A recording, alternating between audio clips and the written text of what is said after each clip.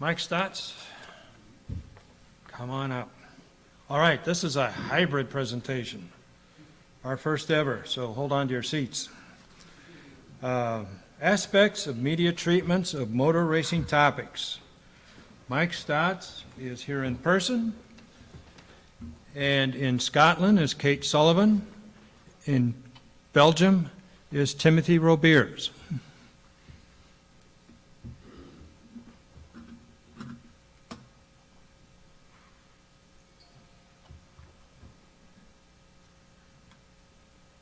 And Eric, what are we doing wrong here?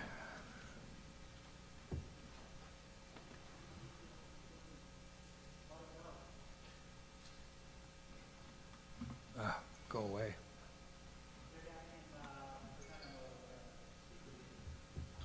Oh. No.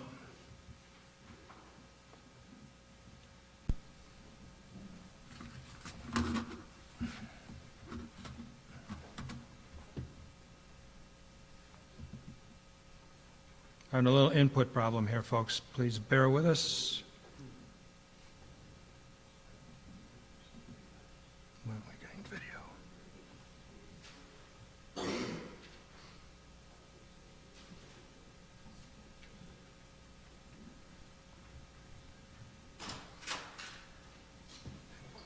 I'm here because the network's down. That seemed to be that. What's it doing wrong? No, you just got to go into speaker view. Are they there? Are they ready? Yeah. Okay. Yeah. So it'll go me, It'll light up Tim, once they- and Kate. Yeah, that's fine. Whoever's talking has precedence, so you're good. Okay, great. And then All right. where are the presentations? Need my presentation. I'm just Yes. wondering where it's Right. at. Okay. All right, folks. Mike Stocz.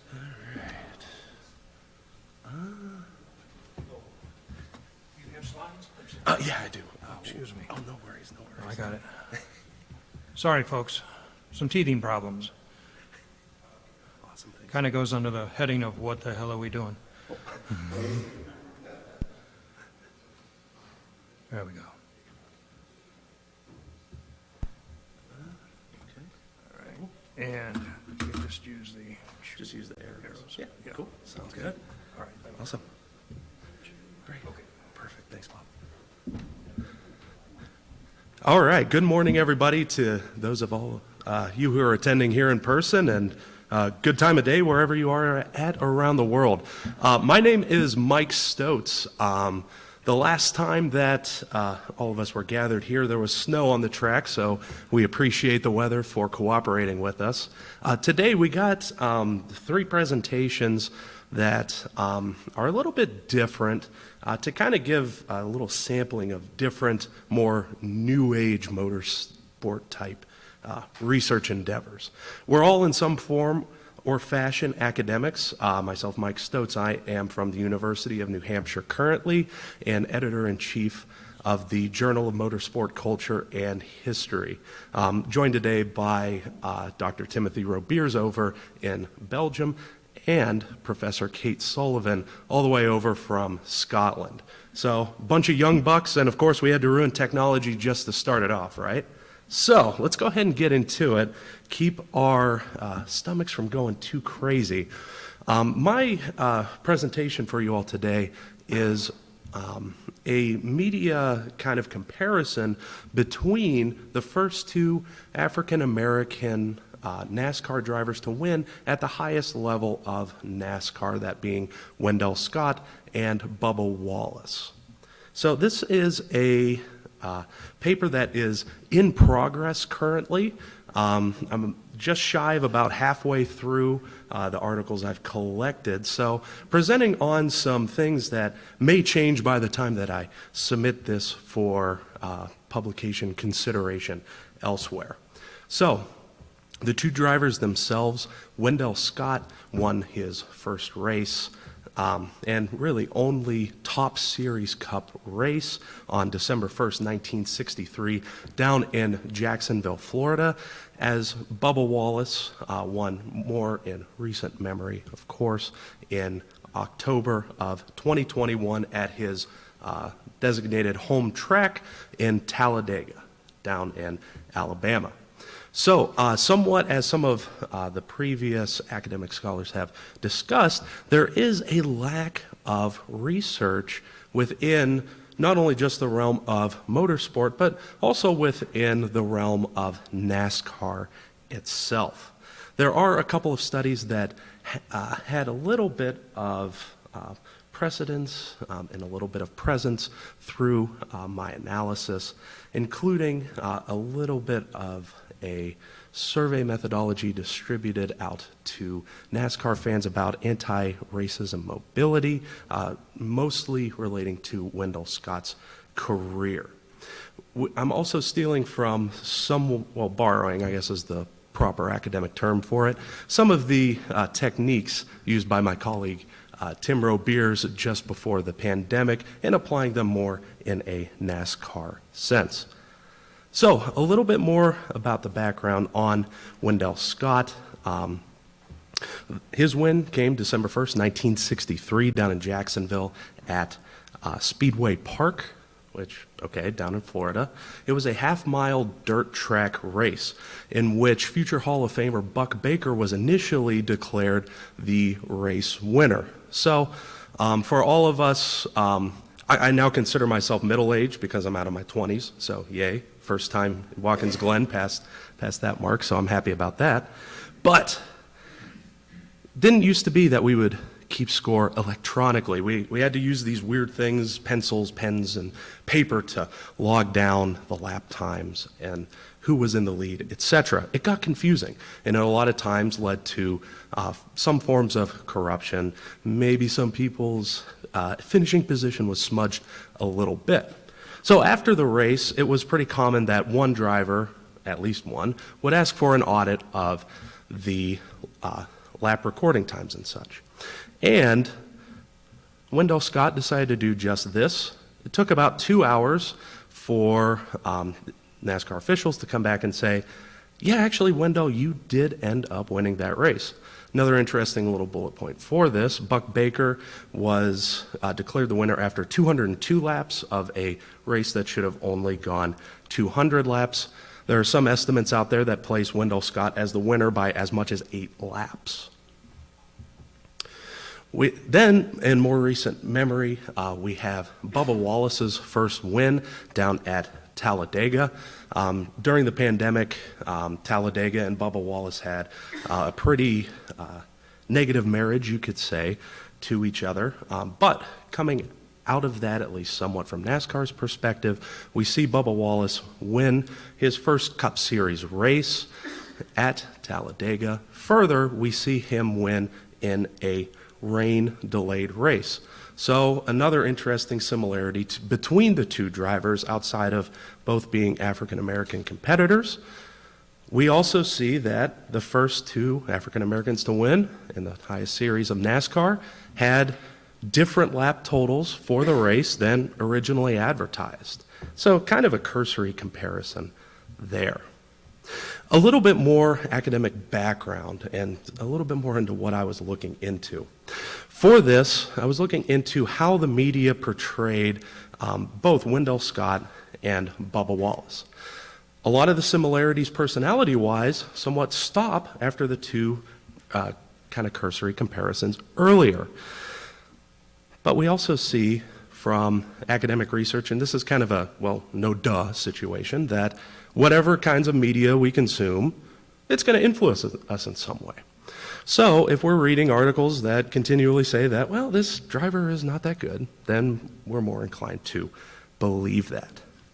We also, in this piece, I wanted to tie my love for communications-based research with historical research to be a little bit more in line with the conference itself, too, and expand at least a little bit more into the digital world, particularly through the ways that I collected these articles off of an older study that myself and a couple of colleagues worked on surrounding the Tony Stewart, Kevin Ward Jr.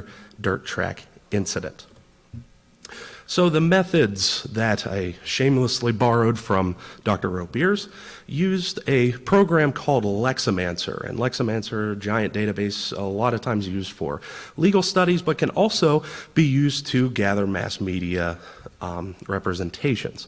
So what I did was put in very similar search terms for both Bubba Wallace and Wendell Scott to bring down, and I accidentally left off how many were brought down for Bubba Wallace's, but in general I brought down 700 articles in total dating back to the late 1970s. So after I get done with this set, there's going to be a little bit more digging into some archives. So Mark, if you find a place that has these somewhere, let me know, okay? Perfect. Some of the very early results here.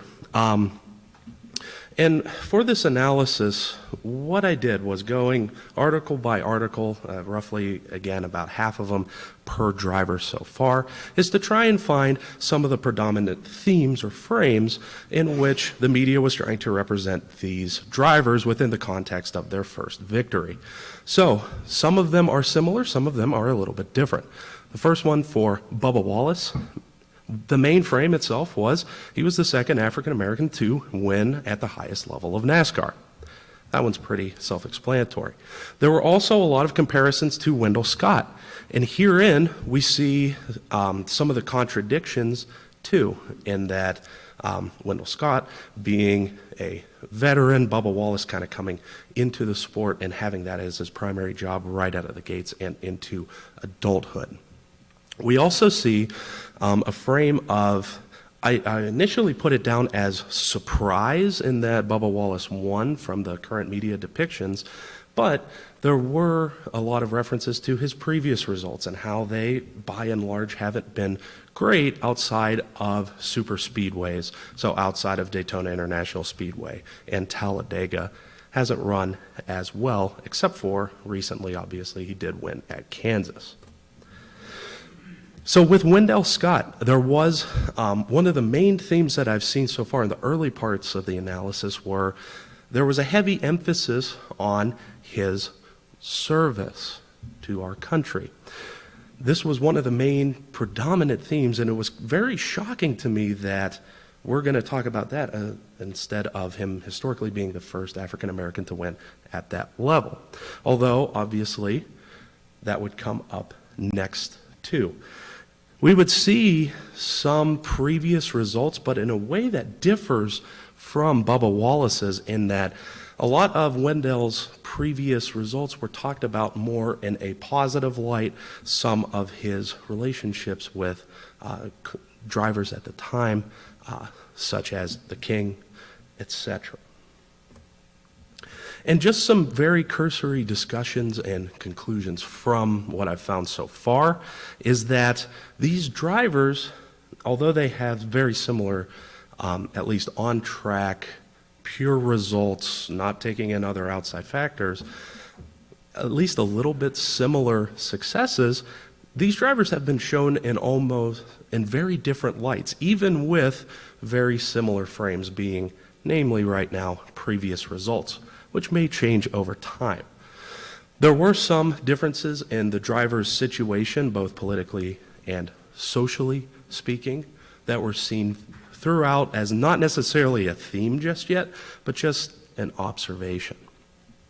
And some of the things that we'll be kind of looking into the future with this is, Bubba Wallace himself obviously has been a little bit of a polarizing figure within the NASCAR community, and just seeing how some of the individual actions that have happened to this athlete are going to impact his career and media representations thereafter. Obviously, we had the Kyle Larson incident in which Bubba Wallace was run into a wall and then subsequently hooked. Larson could have caused major damage, also resulted in a one-way shoving match. And we also had Bubba Wallace becoming the first African-American driver to win 2 Top Series NASCAR events. So with that, just to keep everything somewhat in line, I'll go ahead and turn it over to my colleague, Tim Robeers. And Tim, go ahead and take it away. Yeah, thanks, Mike. First of all, can you guys hear and see me all right? You're a giant face, Tim. All right, perfect. I'll just share my screen. And can you guys see this? Oh yeah, you're good, Tim. All right, perfect. All right. Thanks, Mike, for the introduction and your great presentation. Great to see that my methods are being used by my closest friends and colleagues. So great to see. All right. Hi, everyone. From Belgium, from Bruges, more specifically. Yeah, a couple of years back, I was there in the snow, as Mike said. This time it's digitally. And I want to talk sort of in relation to the media treatments of motor racing topics, specifically about sustainability. Those of you that know me, and I'll first briefly introduce myself for those that don't. I am Timothy Robeers, doctor in social sciences with a focus on communication and media. I did my PhD on media representations of sustainability in motorsports, specifically in relation to Formula E at the time, which came about in about 2013, and so it's basically the first and second generation that I covered in my research. I also have a little bit of experience as a driver myself. Participated in 2013 and 14 in a number of rally raids in Africa, the Intercontinental Rally, for example. But currently I have left academia. I'm still doing a little bit of research, but I'm working in marketing, communications research, specifically on brand performance and innovation. And of course, corporate sustainability, which is something I want to talk about today. Because obviously sustainability in motorsport is something that we keep coming across more and more. Obviously here in Europe with all the different FIA series, Formula E, Formula 1, World Rallycross, World Rally Championship, the WEC, etc. They're all things where more and more sustainability as a word, we're seeing it emerge literally everywhere. It's been going on for a couple of years, and especially with the United Nations sustainability goals for 2030, it's something that will only increase in importance and significance. Now, of course, the thing is, what is this sustainability thing about? Everybody uses the word. Nobody seems to know what it really stands for. So one of the things that we've done for this research, and this is something that will be published a little bit later on as part of a handbook on the politics of global politics of motorsport, is we went to look at what sustainability means in terms of a definition. Obviously, it comes from the United Nations that developed it in 1987 in the Brundtland Report, saying that it's developments that meet the needs of current generations without compromising those of others. Obviously, depending on certain factors such as time, social context, and industry, and combines three major pillars, which is the environmental side, which is what most people think about, but also a social and an economic side. Now, obviously, we're here to talk about motorsports, and the significant thing, of course, is that ecological sustainability within motorsport really needs to be seen as part of a larger chain of developments, not just in motorsport, but also in wider society. Those pillars of ecology, social aspects, and economic aspects all are interrelated, and we've determined that it's not just something that's come about recently, it's something that's actually been developing as part of that larger structure for a while. For example, when we look at motor racing and predominantly Formula 1, we've seen that in the 20th century there was a resilience towards sustainability. Obviously, we're not talking about the ecological aspect, but the social aspect. We've seen that there was a resistance to driver safety. It was all about, in the 50s and 60s, technological developments that focused on speed and entertainment. Driver safety came about, in the 60s when in '66 in Belgium, we had a massive crash. '69 similarly with Jackie Stewart. Drivers in '69 didn't want to participate because of the risks. This evolved in the '70s with Niki Lauda as well, as we all know. So these are all a combination of internal pressures that started to build over the decades. However, they were met with little action until quite late in the 20th century. More and more was being done. Pressures were too great also externally because of the casualty rates in Formula One, which led to Sid Watkins, for example, being appointed as part of the chairman of the expert advisory committee, which of course saw positive developments to the extent that more socially sustainable frames became relevant for Formula One. And of course this is something that sort of followed in other series as well, where Formula One, especially in Europe, is still considered the pinnacle of motorsport. And of course, as a result, it was being followed only by series after that. Now, obviously, this sustainability element is something that, especially in the last 20 years, has developed as a result of a number of reasons. I've listed 5 here, as you can see.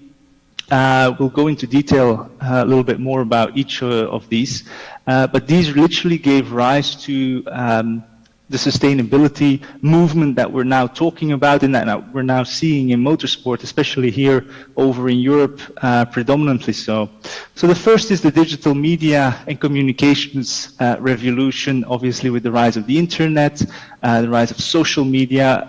What we've seen is that there's a new media disruption that has impacted on different levels, and they've meant that there's an increased level of transparency from any company's organizational communication strategy. And of course, for motorsport, that is just as much the case.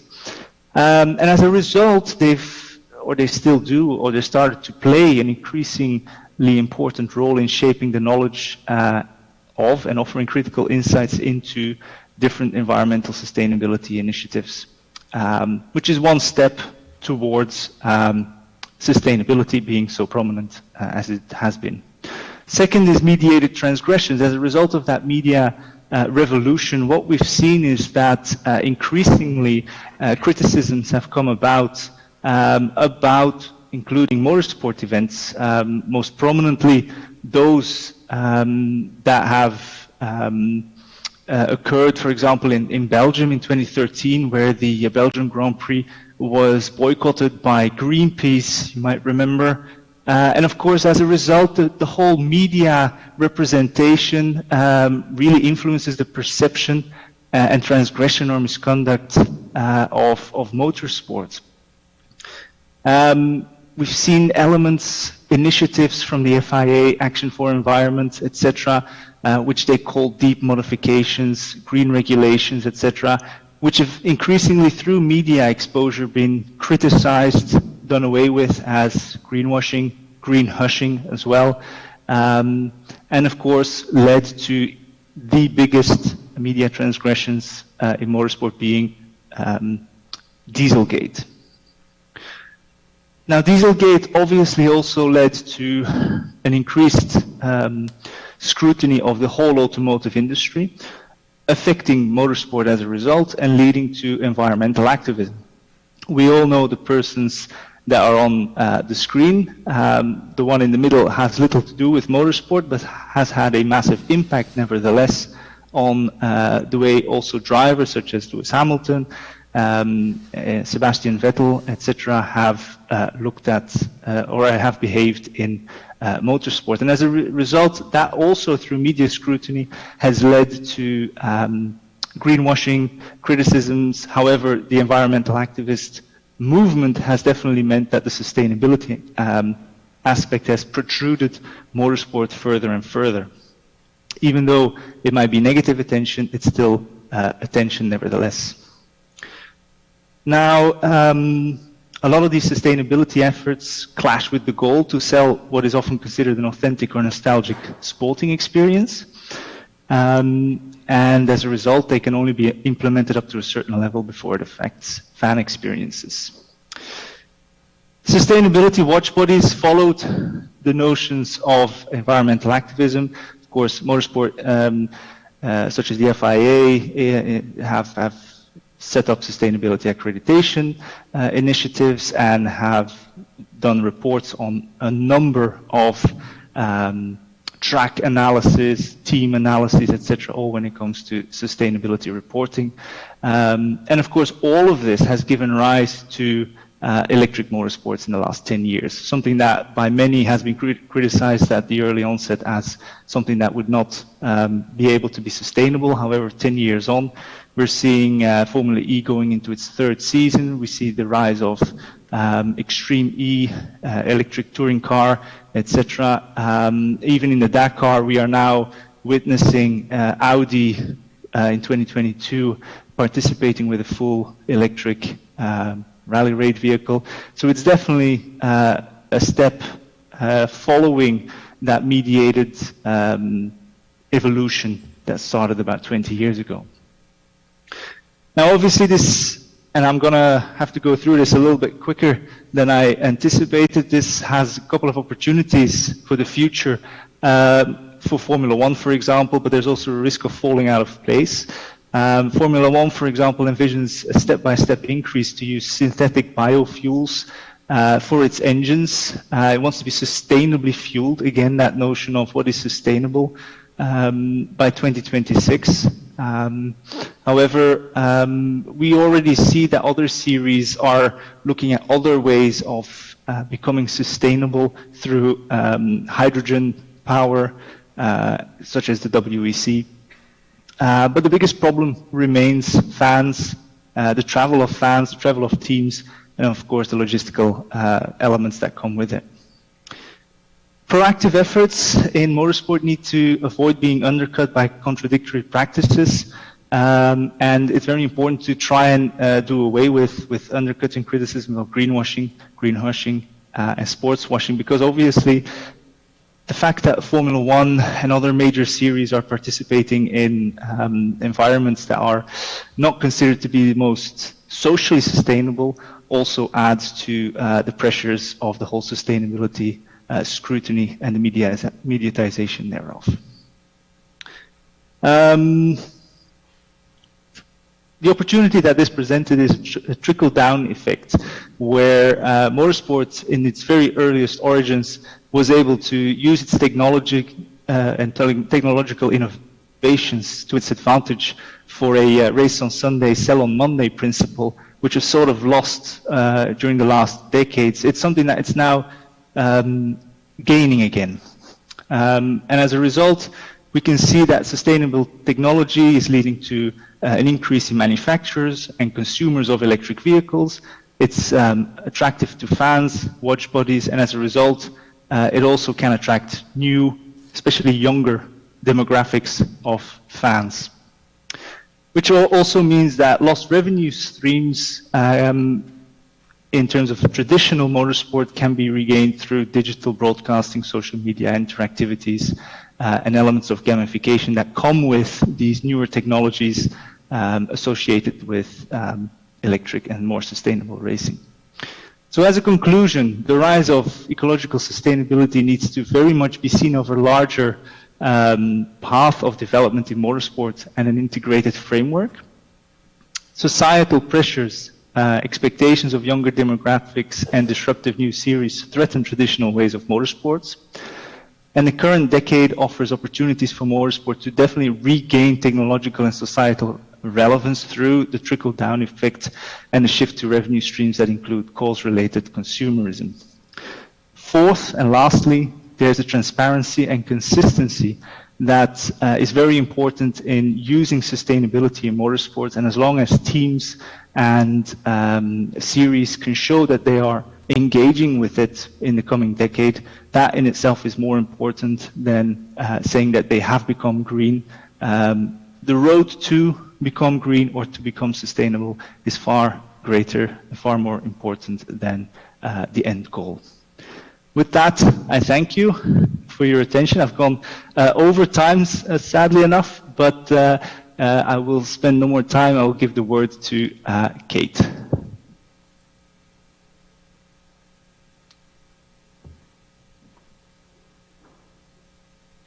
And hello, everyone. Mike, can you see and hear me? Yeah, but for some reason, not the big screen. So only Mike can see me. No, you're like a tiny little head at the top. It'll do. You don't need to see me any closer than that, trust me.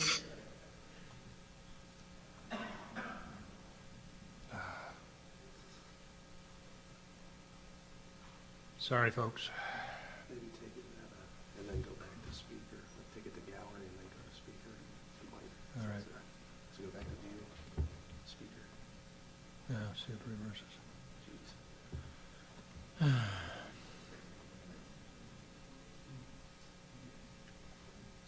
Go ahead, Kate. Okay. Well, if we've got me in here, excellent. I will share my screen. Thank you to Mike and Tim, and thank you to everyone for allowing Tim and I to be overseas while we're doing this.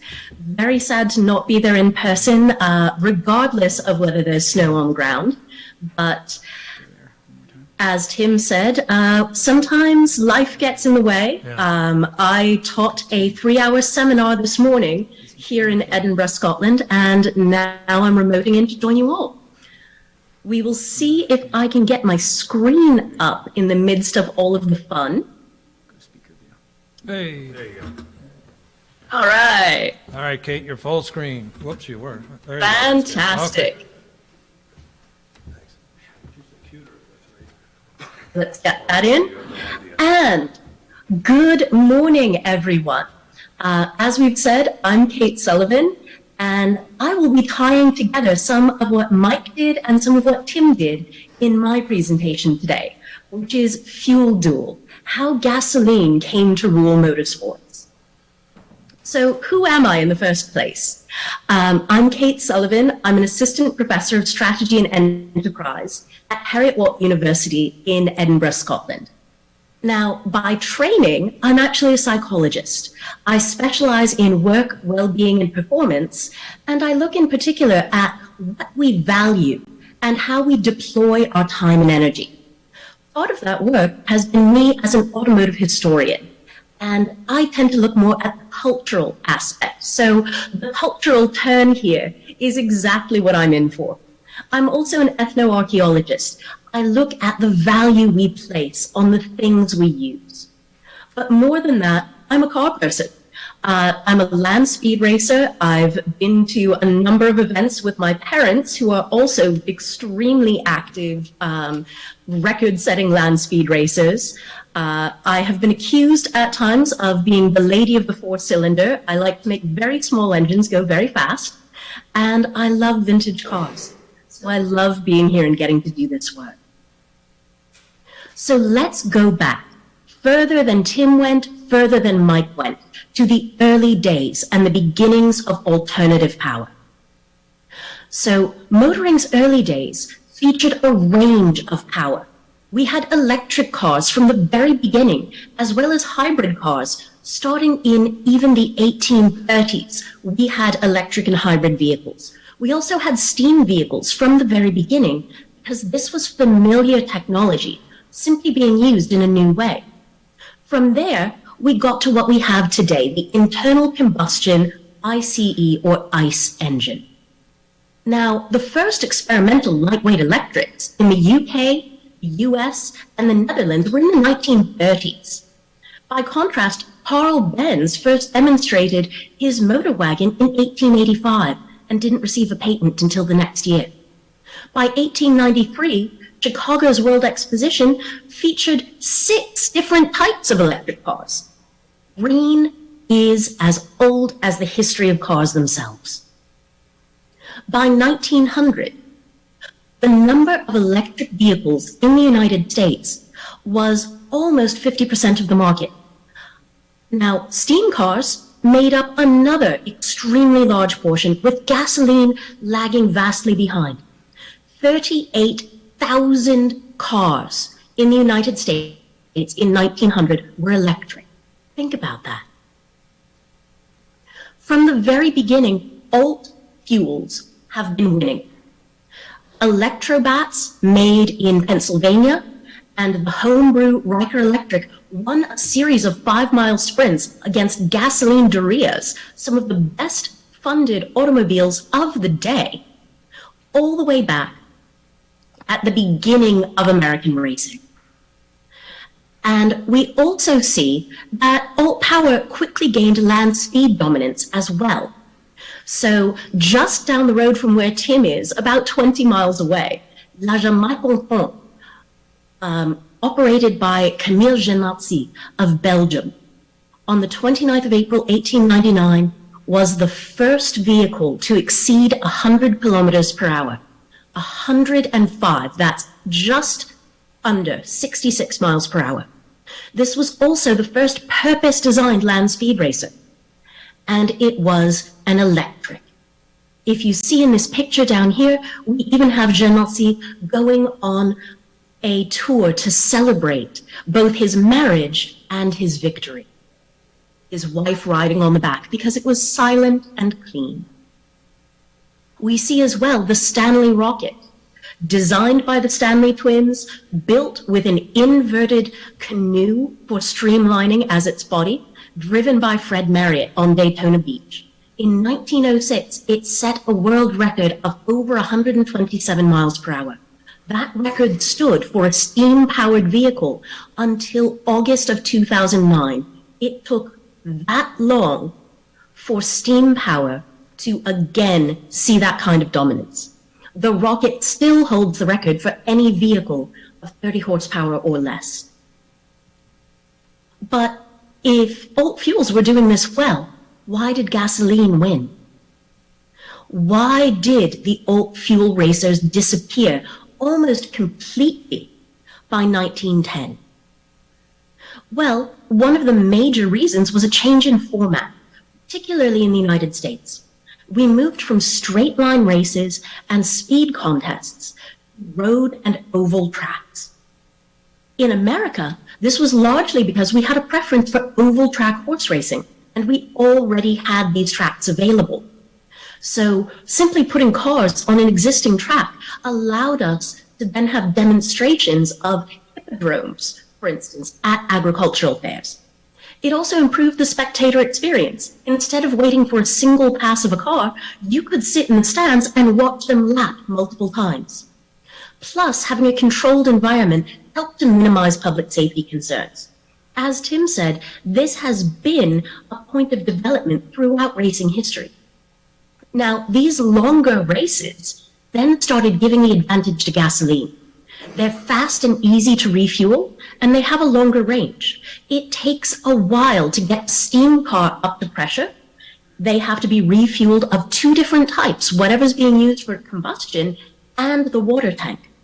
And then on top of that, electric cars, back in the day as today, take a few hours at best to refill. Now, there were swappable batteries then, but they were large, they were clunky, and you could fill a petrol tank much quicker. We also saw concerns of safety, again, as Tim mentioned. In 1902, the electric Baker torpedo, in a demonstration searching for a high-speed record, killed 2 people when the steering went awry and it careened into a crowd at an estimated 104 miles per hour. The driver and his engineer survived because they were wearing seatbelts. This was, in fact, the first vehicle to be outfitted with them. However, the driver and designer, Baker, was arrested for murder and released the next day. There began to be concerns about electric and steam vehicles in particular being dangerous because of all that torque from initial start. The Stanley brothers pulled out of racing despite their success after Marriott took a new version of the rocket out and had an absolutely spectacular crash we can see the aftermath of in the center picture, where basically it's astonishing Marriott lived. First person on the scene was a doctor who had to put his eye back in its socket. He got up, walked away, and wanted to race again. In terms of general safety, electric cars, if you get in a crash, electrical fires are difficult to suppress, and steamers, as we see in the far picture, have a tendency to explode. The boiler just goes up and takes everyone with it. Not ideal. We also saw issues of reliability. Many early racetracks were in the north, and electric cars, then as now, don't perform well at low temperature. So particularly in the United States and Northern Europe, where most racing was developing, these cars simply could not compete with an internal combustion engine in winter. And there was startup. Steam cars take time to bring to pressure, and the development of the electric starter changed the game for gasoline racing. So why are alt fuels on the rise again, as Tim noted? Well, public opinion. As Tim said, there's a focus on sustainability and emissions, as well as a focus on noise concern. And this presentation is part of a broader paper that I'm developing that brings in media similarities between public opinion and worries about sustainability, emissions, and public safety, as well as noise and sociability concerns that are almost identical in the 1900s and 1910 press as they are today. We also see better technology. There's better batteries, there's longer life and faster charging, not to mention some of the more ecological fuels that Tim mentioned. So how do we boost interest in motorsport as a whole, knowing this history and knowing the ups and downs of racing in the public eye over the years? Well, first, calling back to what Tim said, trickle down 2.0, technology diffusion. Race on Sunday, sell on Monday has always been a major motivator. It's stated on the Porsche website as one of the reasons that Porsche, after many years out of the electrics game, is getting back into it by relaunching its expertise from the late 1800s in electrics and hybrids. We see the faster recharge and longer range, and we're able to use all of this to expand motorsport appeal through marketing, through the sustainable and technological nature of Formula E. We can get people who wouldn't be interested regularly to potentially welcome motorsport into their lives. And we can lean into sustainability in our communications. We can influence the media to tell this story of motorsport's enjoyment, sustainability, and excitement as we re-enter a green period in motorsports history. And with that, I'd like to mention, as Mike did at the beginning, the three of us are involved in the Journal of Motorsport Culture and History, which in some respects traces its beginnings to part of the Argent-Singer, when Mike had this idea for a journal that focused on culture and history instead of simply technical aspects of motoring and motorsport. He brought the idea up. Several of us at a previous symposium thought it was a marvelous idea. And lo and behold, there was the founding of the journal of the JMCH in 2019 by Mike, with editorial contributions and direction from other regular contributors, and occasional submissions and editorial from me as well, with Tim sitting on the board. And we're accepting academic papers on cultural and historical turns in motorsport, exactly what we look at the Argent-Singer. And this can be sociology, cultural studies, communications, history, the psychology and performance of sport, which I look into. And this is a peer-reviewed journal. We welcome your submissions. You can look us up online, and I have the link put here on my slide. We would love to see some of the papers that come out of this conference. And with that, let's remember that what's old is new again. Green doesn't have to mean the end of motorsports. In fact, it's only the beginning, as we've already seen through time. Thank you all so very much. Okay, thanks.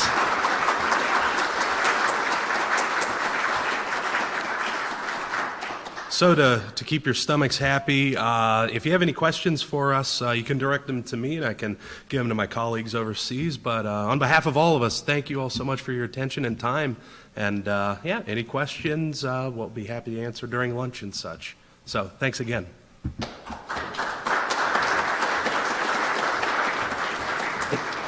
Thanks, guys.